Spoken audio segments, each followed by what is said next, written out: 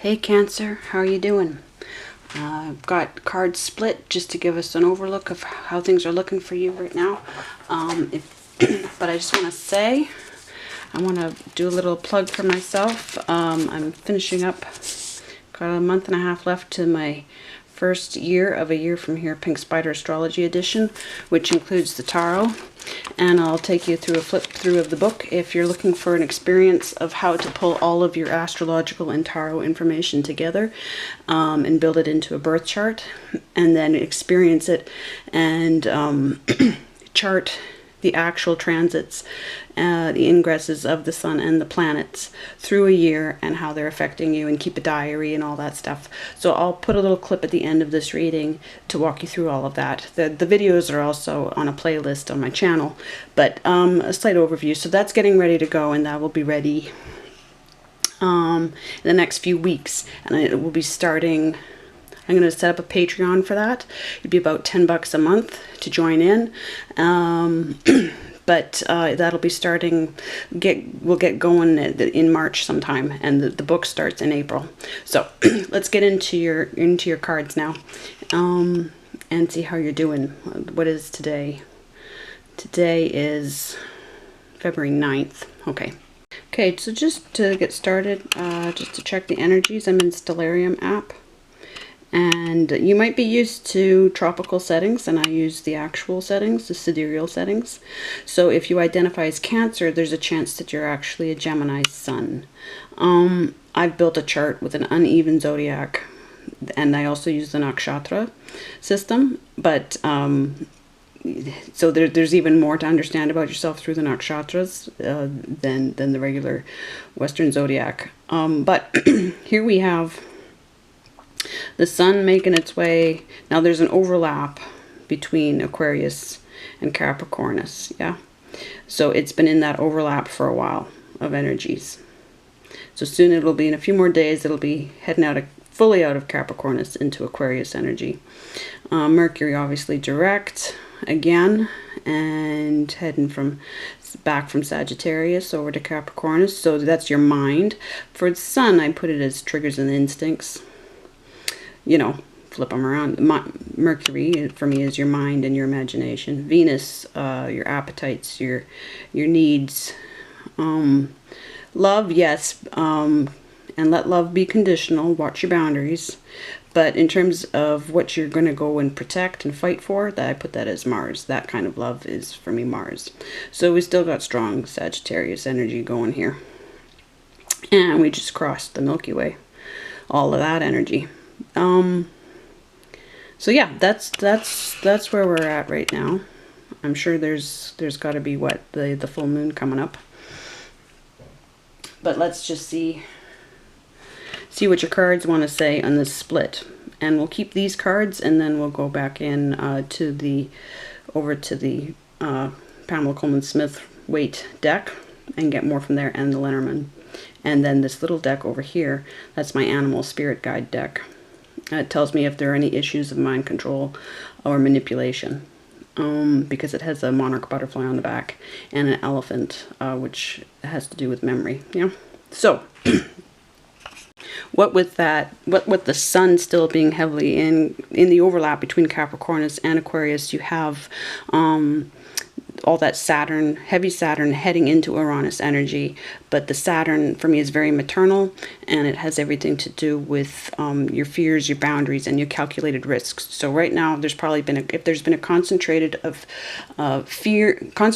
fear, or making bold moves, or is it going to happen, is it not going to happen, it's all because of that sun going through its own constellation. It doesn't want to leave you behind, right? Okay, so here we have, I'm just going to sit down here.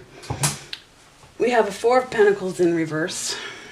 So something is unstable. Something's going back from maybe a static position to a collaborative position of the three of, like, something needs to be reworked. Something needs to be re-networked, right? There was a conflict of interest. The conflict of interest looks like it's over. It's probably been removed, given that energy that we've been coming through. It might have been very uncomfortable, very frightening. right? Because we have the stability of 4 turned around. However, and then we have, yeah, because we have a Queen of Pentacles in reverse at the bottom. So feeling very, very unstable. And we have a 3 of Cups there, but that's good news. That's good news. Okay, so we'll keep those energies up here and we'll find out. We'll get a layout for that. In this is Mel Brown's Aboriginal Spirit deck. I love Mel Brown beyond words. I'll just show you a photo of her somewhere. Maybe it's not so far. There she is. She's a healer, Aboriginal healer from Australia. I'm sure she doesn't call it Australia, but actually she's very, very open to how she does word things. So she incorporates world cultures and religious backgrounds into her cards. So I have pretty much all of her decks. She has a new one out though that I would love to get, and she also does stones, runes. But we have the Compassion card. I've read this card before. I've gone through her cards regularly. And there's a thing to understand about compassion, that it doesn't mean, she's not meaning being overly sympathetic, being overly empathetic. Being sympathetic and empathetic, yes, but drawing the line. Now, Cancer, your house has a 0 tolerance policy for toxic behavior. Your house is all about getting things in order. And actually, if we look at the nakshatras that line up with your house, very much concerned with the structure of the world and with responsibility. Yes, there's a tremendous amount of caring in that, but there's a tremendous amount of taking charge. So it's really interesting to compare what our Western ideas about Cancer energy is versus what it is actually. So very much the mother energy that is, or the parent energy that is all about getting everybody on track. And this card, as much as it looks like a very heartwarming card, it's also about sticking to those, having a bit of a distance on the situation, on the people that are in your life, because it's damaging to be too emotionally involved, right? It's reaching the point where you can actually solve a situation by pulling away from it enough. Yeah, so I'll read it out eventually, but I don't want to bog you down with reading just yet. Here I have what I will get into later. Susan Sheppard, who has been a tremendous help to me, and not that she knew it beforehand, but she passed over last April, way too young, and left a 22-year-old daughter behind. But amazing witch, amazing woman, and these are her Phoenix cards. So this is energy. She does past life work with it, but for me, and that's totally a possibility, yes. Krishna promises that he set us up in that game. But not that I'm a fan of Krishna, but I work for Kali. But I have a strong Christian background. Here we have, I do want to say, I'll tell you what it is. I use it for ancestral and cultural, who's tying into your energy right now, who wants to say something to you, whose ancestors are speaking to you. We also have an 11, interesting. Okay, so you might even be a master number 11. And I would refer you to Roshan Sylvia's channel. For her, she's got a video series on master number 11, master number 22, and master number 33. Very excellent video series. Yeah, this doesn't have a number.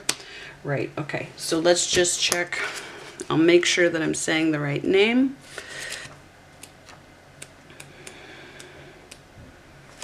Okay, yep, the Yugoslavian Earth Goddess is the energy that we're carrying with this card.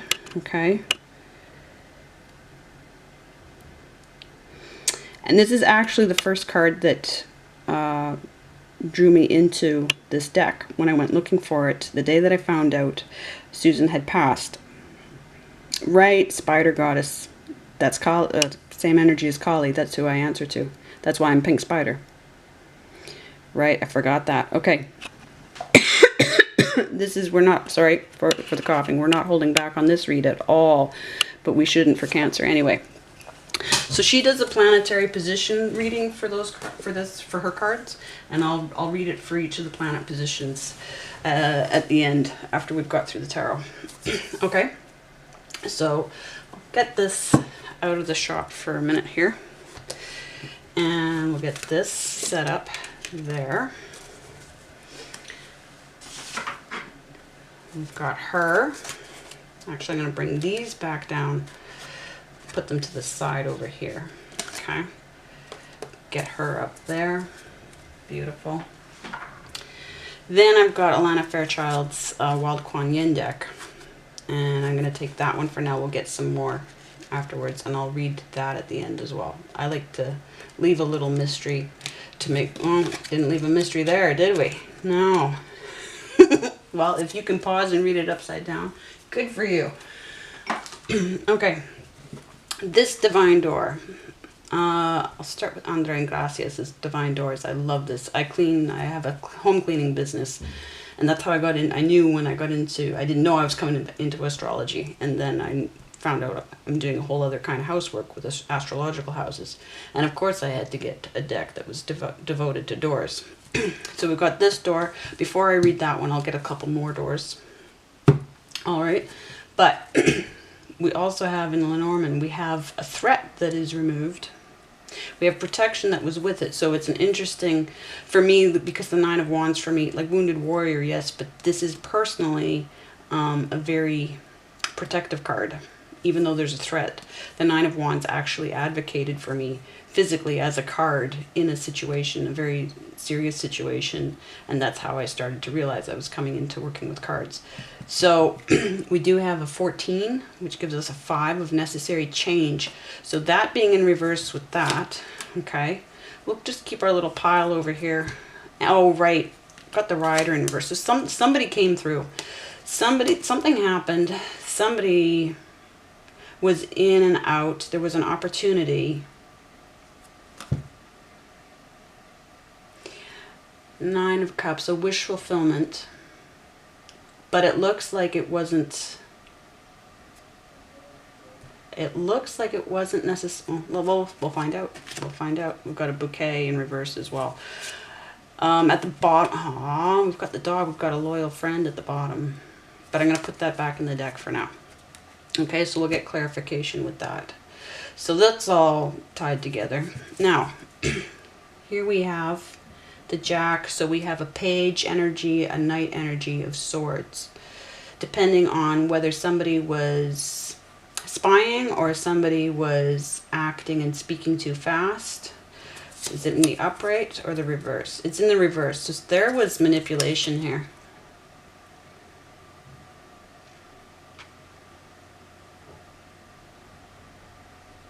There was manipulation here. Okay.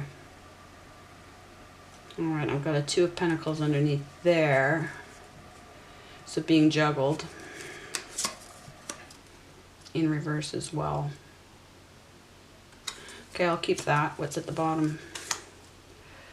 King of Hearts. Again, also in reverse.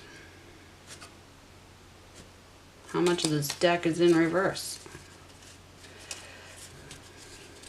No, it's mixed. It's mixed.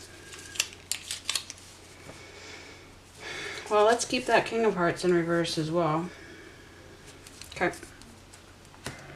All right, so let's get some more doors, eh, Cancer?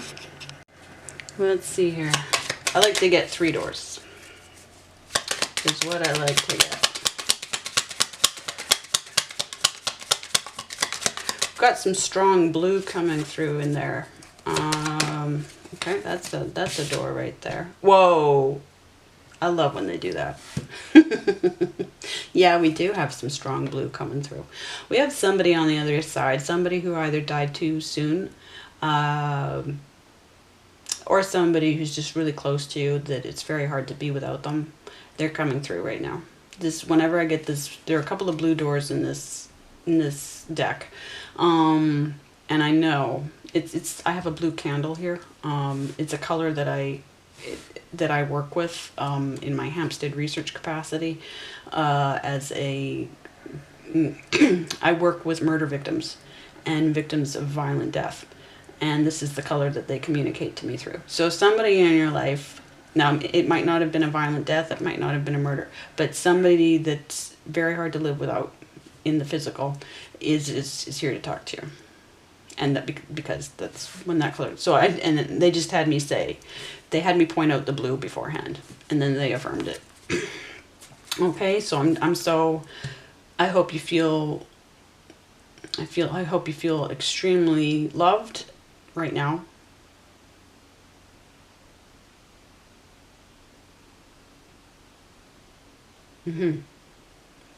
I don't hear messages, they speak right through me.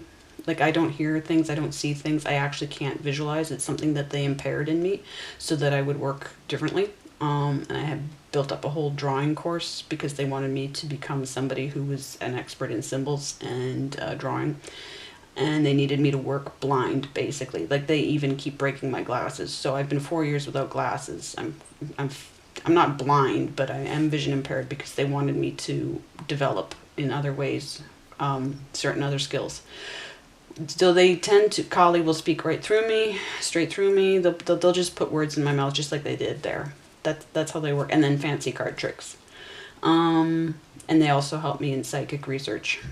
They bring me to information very quickly. So I have a strong database in my mind and in my files.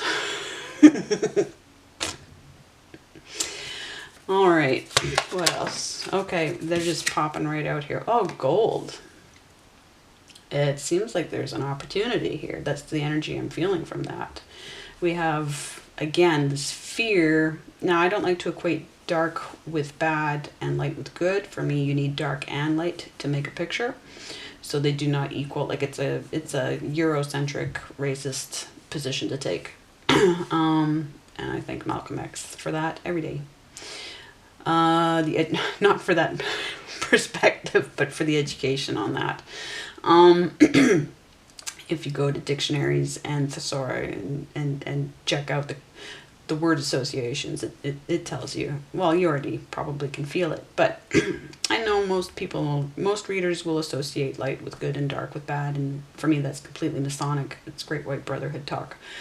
So there's something about what can be seen and what can't be seen. But see, even the light is obscuring in this. Yeah. It's totally obscuring. You can almost see better in the dark.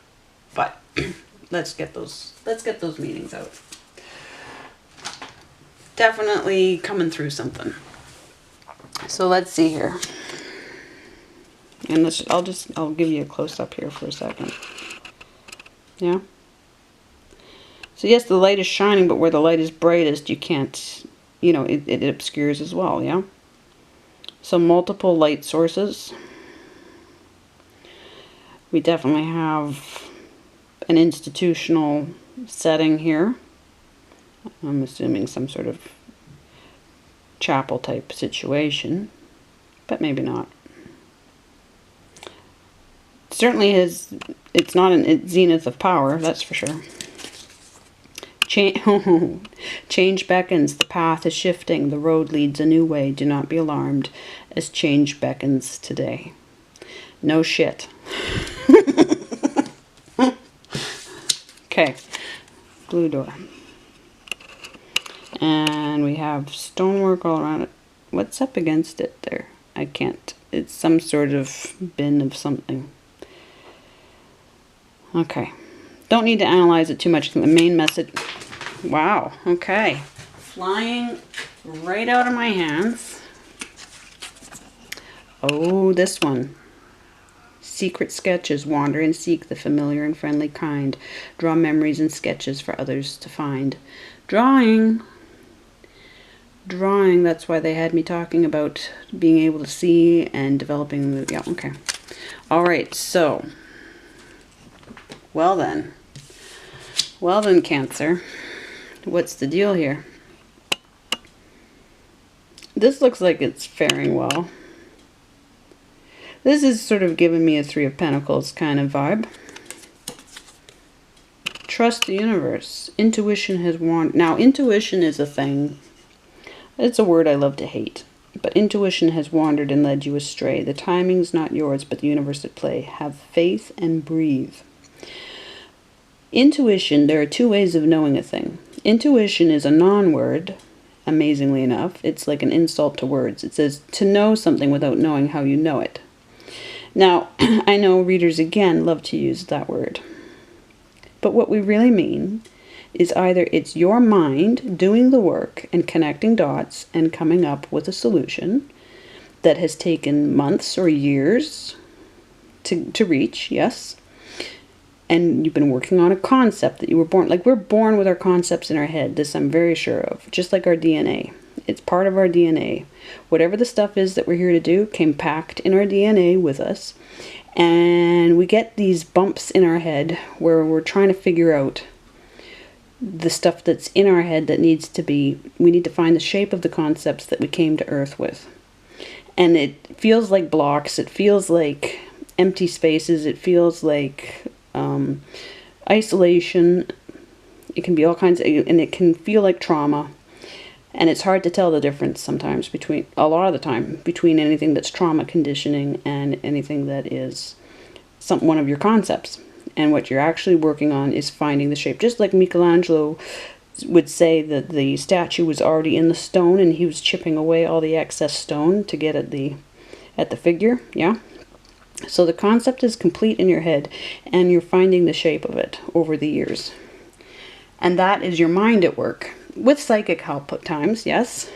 But basically, the machinery of your mind and your imagination is your mind, the problem solver. It's amazing.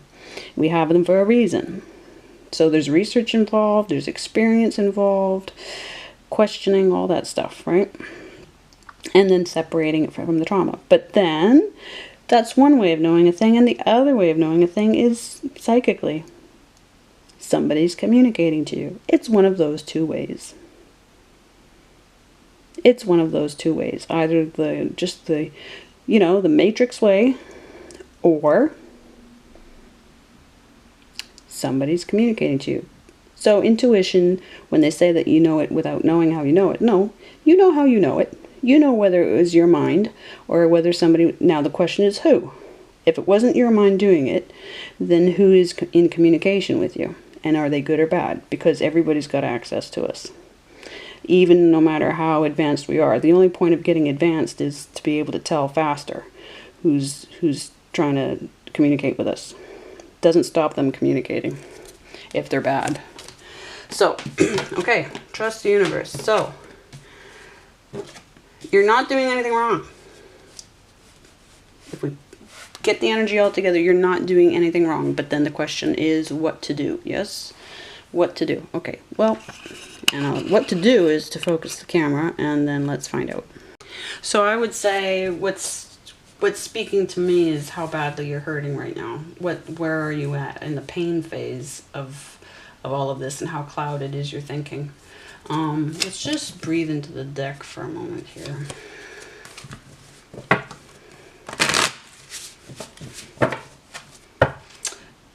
But yeah, okay, so who is this person? Okay, who is this person communicating to you, reaching out to you right now? What's that relationship all about? What's that relationship all about? And they are here to help you feel connected and yet distant at the same time, right? Lean on them so that you're not leaning on the people that you need to solve this stuff with, yeah? Look to them for the emotional support. Look to them for the hugs. Look to them for the intimacy, whatever shape is appropriate, yeah, whatever kind. Obviously, I'm not saying that for yours. I'm saying so you know that I know. Yes. What is the, and what do they know about you? Now they're talking about sketches. Now, do we need to speak figuratively? No, actually, you know what, though? That's reminding me. When we come in, the chart, in the nakshatra, when we come in, if we all come in, basically, first house, right? First house, Aries, between Pisces and Aries, okay? The dividing line between Pisces and Aries. If I had the chart here, I would show you. But the nakshatra, the last nakshatra, the last pada, each nakshatra has 4 unique personality sections to it. So there can be there's about maybe 8 unique personality types to each sign, to each constellation, okay? Give or take. So the last one of Pisces is a psychic artist, okay? To boil it down. That's what I do. I go and I boil it down. I got the information from vidyamitra.com. The first pada of Aries is being goal-oriented. So when we come into birth, this is why kids draw so much, make pictures so often. It's because we all start off with exit energy of Pisces and entrance energy of Aries, right? Because that's where they meet. 12th house with first house. And that is the psychic artist and the goal-oriented new being, right? Okay? This is why drawing is so strong, apart from all the other reasons. But that's why it's part of your, like, it's part of who you are, no matter what sign, no matter. And then the thing is, you look at, well, where does your first house start? You'll need sidereal chart for that. And I set it to I go to astroseek.com. I use the sidereal chart, the Vedic sidereal chart. I set it to Aldebaran star. I don't set it to, I do use 2 house systems though. I use whole house. I do a comparative. Whole house will tell you what sort of state of being you're in constantly, and an uneven house system will tell you how things play out in your life. This is what I'm finding through research, okay? And one will run forwards and one will run backwards because they play the game against you going and coming. So that's a bit much to know right now, I realize. But if you can set it to, if you can get a sidereal birth chart, set it to Aldebaran star on astroseek.com, get a whole house chart, and I use the Regiomontanus Ibn Ezra for the uneven chart. You can use Placidus if you want, but I find Ibn Ezra, the Regiomontanus is actually the Ibn Ezra. They'll say Regiomontanus, but he even credited Ibn Ezra with it. Then you'll get a very accurate, and then in AstroSeek as well, you can, in the same chart settings, you can click on an option to see the nakshatras. So I get the nakshatras added as well. And that will show you exactly what pada of what nakshatra, what lunar nakshatra means lunar house. What pada of what nakshatra. Then you can go to vidyamitra.com, and excellent information there about what each pada can tell you about yourself, okay, of each nakshatra. Then, so you take that and you match that with this psychic artist goal-oriented placement, right? You look at where your first house starts. It can either in whole house, but I would actually look at it in the uneven house as well, right? Which pada, which nakshatra does it start in? And you pull those things together, and then you have an idea of what exactly that they are, because it's going to be different for each of you, right? So I hope that helps, because this is the change. This is the change that they're talking about. It has something to do with this, and it has something to do maybe with getting accurate birth information. If you are a Gemini sun, your triggers are Gemini triggers. Gemini brings the storm. Gemini is about the journey home. What else? There's magnetic energy. If you go to, God, I'm going to overwhelm you with information, but this stuff actually represents particle physics, astrophysics. It represents the physics of the universe, and then that's what the Indus Valley Seals were all about. I'll put names and sources for all of that. But then they get attributed to being gods and goddesses, right? Now there's a god, there's grandmother spider here, absolutely. How many, I'm not sure at this point, but and there are guides, but there are also aspects of the universe that, by and large, when we're getting into all of this information, that's what we're actually talking about. Okay, wow. Okay, so I was wondering where your emotional state was. Okay, so we're stuck. We're going to be squaring off with something, but that's good. If we find out what's squaring off with it, then we figure out which way to go. Now this is a trigger card for me. There's a way to tell what, from laying cards out a certain way, telling the story of your chart. There's a way to figure out. Can I give you a shorthand for that? It's a little complex. Let's just get back to the cards here in the situation. But this is the trigger card for me. This is what the devil will always put my way when he wants to slow me down, or she. Okay? The 5 cups.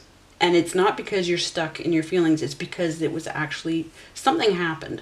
This happened. Something was done to you to slow you down and put you in this state.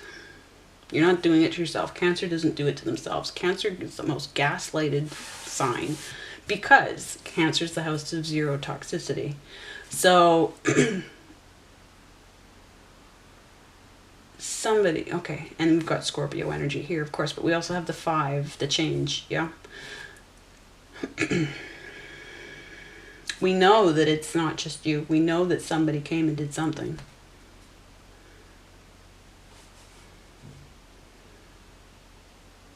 The threat of that fox. And I can take that fox as a good fox, actually, but okay. Now, head's going this way. Like,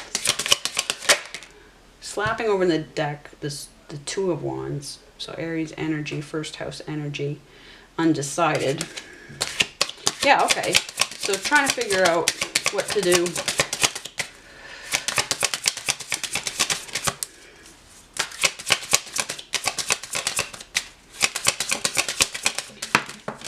Wow, okay, hang on a second.